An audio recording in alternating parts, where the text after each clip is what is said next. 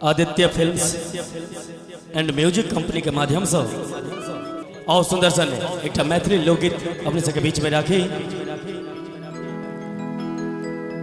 हे रानी छी हम राजा बना लिया, रानी छी हम राजा बना लिया। और की दिल में बस लो, धड़कन में बसा लिया, दिल में बस लो, धड़कन में बसा लिया। रानी छी हम,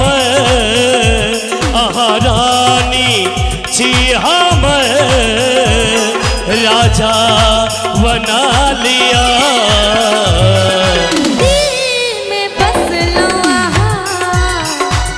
धड़कन में बसा दिया, दिल में बस लो, धड़कन में बसा लिया।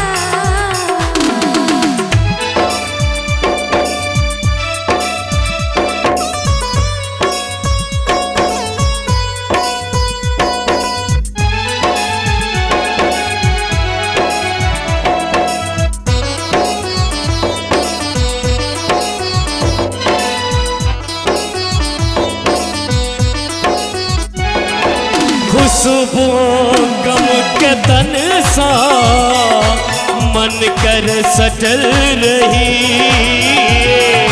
खुशबू गम के तन सा मन कर सटल रही।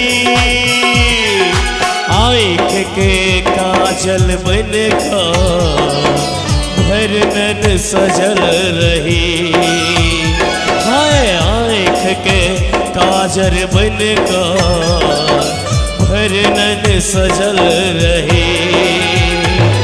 स्वर्ग के परी छी अही छे अप्सरा, स्वर्ग के परी छी अही छे अप्सरा।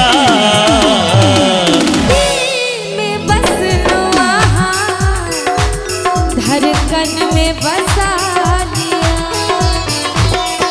दिल में बस लो, धड़कन में बसा लिया। हे रानी छी हम,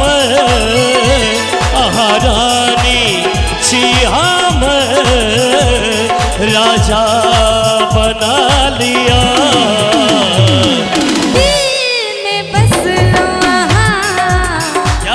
धड़कन में बसा लिया, दिल में बस लो, धड़कन में बसा लिया।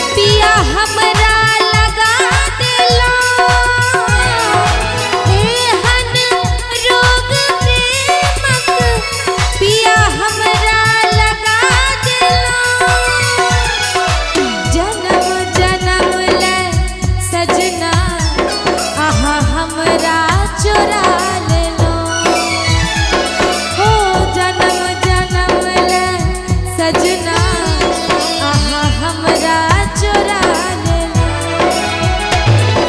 धक धक करे करे जान धड़कन सा सटा लिया धक धक करे करे जान धड़कन सा सटा लिया दिल में बस लो आहा धड़कन में बसा लिया